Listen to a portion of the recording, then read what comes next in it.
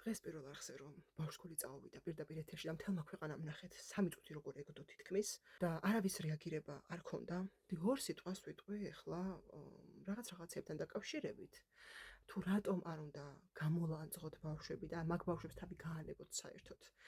და რამდენად დიდი პრობლემა გვაქვს საქართველოში უფროსებს მარტივი რაღაცების გააზრების. რამდენიმე ფაქტი მინდა გავიხსენო ჩემი ბავშვებიდან და დასრულობიდან. ბავშვობაში 5-6 წლის ვიქნებოდი დაახლოებით, სანამ ბავშვთა ანსამბლში გადავიდოდი და სხვა მასწავლებელი მეყოლებოდა, მყავდა მუსიკის სხვა მასწავლებელი, რომელთანაც ბავშვებთან ერთად დავდიოდი რეპეტიციებზე. ერთ-ერთი სიმღერის დროს, რეპეტიციის დროს, ნამდვილად არ მახსოვს მასწავლებელს რა რეაქცია ჰქონდა, მე კი ძალიან თბილად იხსენებდა ჩემს რეაგირებას, მაგრამ არ მახსოვს მისი რეაქცია. ერთ-ერთი სიმღერის დროს დაახლოებით 5 თუ 6 წლის ვიყავი და სხვა ბავშვები 10 წლამდე იყვნენ. ერთ-ერთი ბიჭი მოწყვეტით დაეცა დაბლა, გაითიშა. რაზეც რეაგირება ჰქონდათ უცნაური. თითების გაშორება და სიცილი დაიწყეს. მათ ეს ყველაფერი ეგონათ ხუმრობა. იმის მიუხედავად, რომ მსგავსად არასდროს არ მოქცეულა ეს ბავშვი და მსგავსი ქმედება იქ არ ყოფილა, მაინც ხუმრობა ჩათვალეს. პირველი იმ რეაქციის მაგივრად, რომ ეფიქრათ, რომ ბავშვი ცუდად გახდა, ხო? დაეცა, გაითიშა. ინსტინქტურად მივვარდი ამ ბავშვს და ვცდილობდი, რომ გამომეფხიზლებინა, სახელს ვეძახოდი და ბრაზობდი, რომ დაეხმარეთ.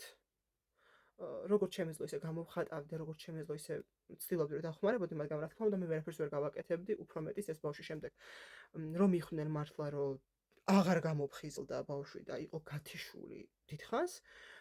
ეს რამდენი წუთი გაგრძელდა, მართლა არ ვიცი. მახსოვს გადაიყვანეს სასწრაფოთი და გაუკეთეს ოპერაცია, აღმოჩნდა, რომ ჭია ჰყავდა ორგანიზმში, რომელმაც გამოიწვია შემდეგ ეს გათიშვა. ეს ერთი ფაქტი.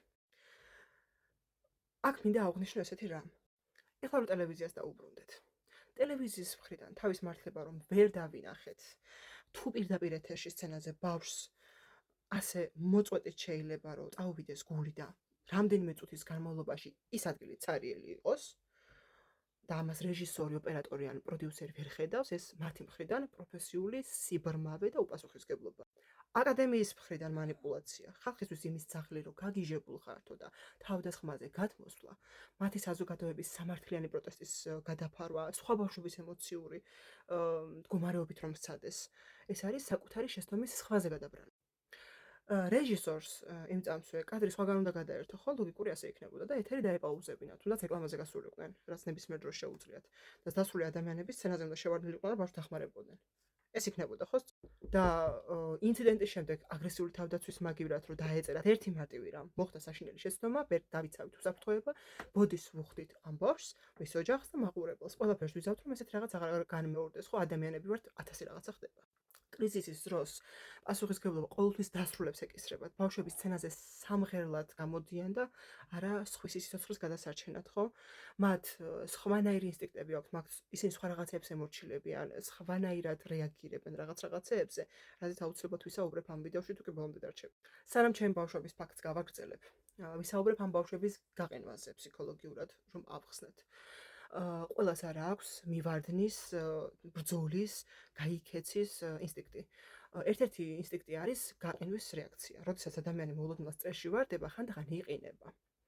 და წარმოიდგინეთ, ანუ ბავშვები, რომლებიც დიდი ხანი ემზადებოდნენ ეთერში გასასვლელად, ამ სცენაზე, სადაც ათასობით თვალი უყურებს, ერთადერთი ხელმისაწვდომი თავდაცვა იყო გაყენვა.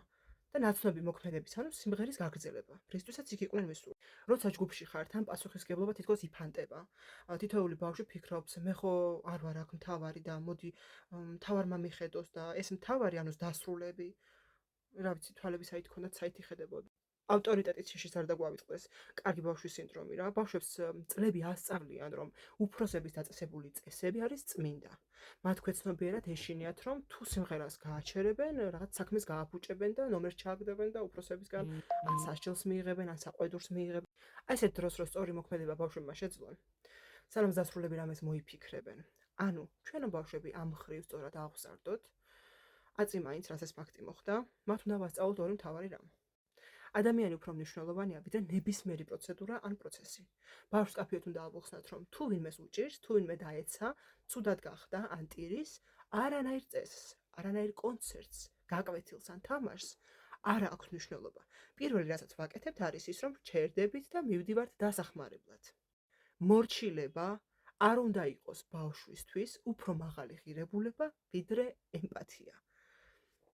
და მეორე, ჯანსაღი დაუმორჩილებლობა, დიახ.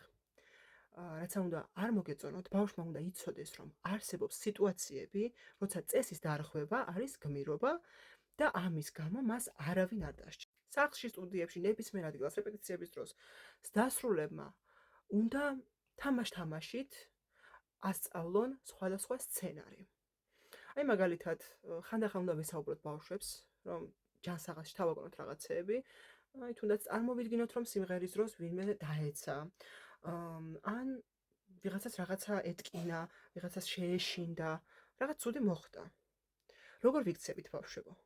ბავშვებს წინასწარ უნდა ჰქონდეთ ტვინში ჩადებული მოქმედების გეგმა, რომ სტრესის დროს ერთგვარმა ავტოპილოტმა სწორედ იმუშაოს. სანამ ბავშვს ტაშის დაკვრას, სცენაზე ღიმილს ვასწავლით, ჯერ ერთმანეთის გვერდში დგომა უნდა ვასწავლოთ და კრიზისში ადამიანობის გამოჩენა, იმიტომ რომ რამდენ პრობლემას აერიდებოდა თუნდაც ახლა ეს ტელევიზიაც, ეს ხელმძღვანელობაც, ეს მუსიკის მასწავლებელიც, ეს ბავშვებიც და მათი მშობლებიც მსგავსი რაღაცები თავის დროზე რომ ესაუბრათ ოჯახებში. არავის არ ვადანაშაულებ, ეს არის სერიოზული პრობლემა ქვეყანაში. ემპათიის პრობლემა დაგვიდგა 21 საუკუნეში, იმ ქვეყანაში, სადაც ემპათიურობით, სტუმართმოყვარეობით, სიყვარულით, ერთმანეთის დახმარებით ვართ სახელგანთქმული. ხო, ეხლა დაუბრუნდეთ ჩემს ბავშვობაში. ეს ბავშვი საოპერაციო იყო, გაითიშა და სასაცილო არ იყო და არ ხუმრობდა. წარეთ მახსენდება ჩემი თანაგუნდელების რეაქცია. ვიღაცას ინსტინქტურად დაყვება ის, რომ როდესაც ადამიანი გაჭირვებაშია, შენ არ უნდა გცხელოდეს ტაშფანდურისთვის და თუნდაც ნებისმიერი რამისთვის, რასაც აკეთებ და უნდა მიტრიალდე და დაეხმარო იმ ადამიანს, ვისაც დახმარება ჭირდება. არანაირი ემპათია არ გააჩნდათ ამ ბავშვებს ინსტინქტის დონეზე, არც დასწავლით, არც ინსტინქტით. არ მახსოვს მასწავლებლს რა რეაქცია ჰქონდა, იმიტომ რომ როდესაც მიხვდა რომ სერიოზული ამბავი ხდებოდა და ეს ბავშვი მართლა გაითიშა და არ ხუმრობდა, რა თქმა უნდა, მე იხსენებდა რომ სწორად მოვიქეცი და აი მარიამი რა კაი გოგოა. მარიამი არაფერი კაი გოგო არა, ჩვეულებრივი გოგოა და ჩვეულებრივად მოიქცა. უბრალოდ მე ის მიკვირდა, თვითონაც რატო არ მოიქცენ ეგრე.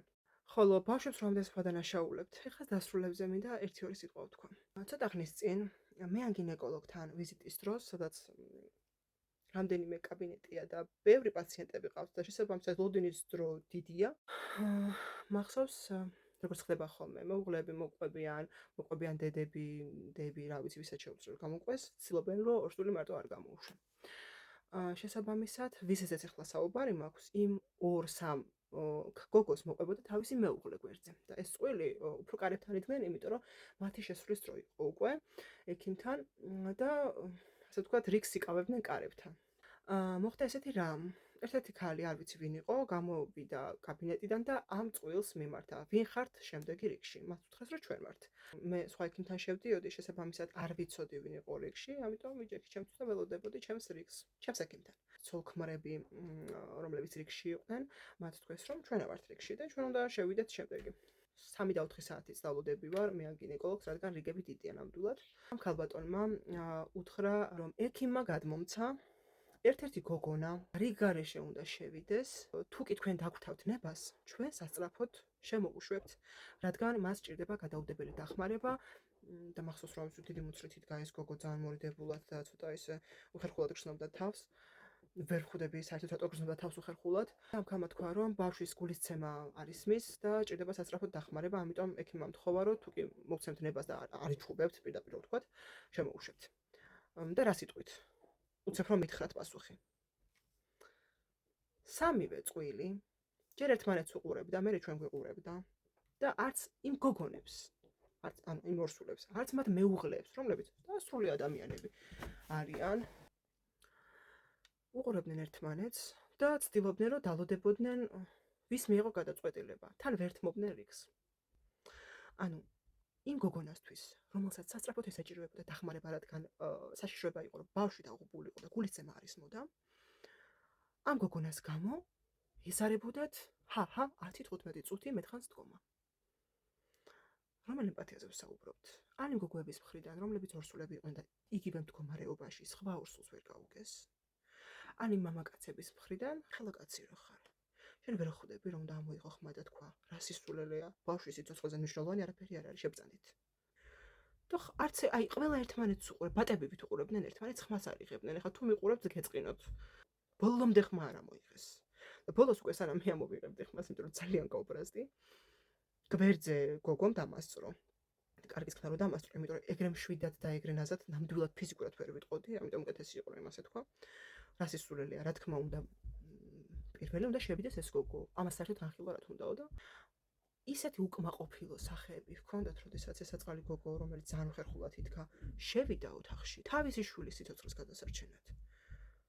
აი რაზე უნდა ვისაუბრო, საცოდაობა არის. და ასევე მინდა გავიხსენო ერთი ფაქტი, რამდენიმე დღის წინ ორსულთა ჯგუფში ერთ-ერთმა გოგომ დაპოსტა, რომ ვარ 6 თვის ორსული, როდესაც ავდივარ ავტობუსში, ხალხი არ მithმობს ადგილსო და კი რაღაც გული წამევიდა, ბოლოს იმდენად სულად გავხდია.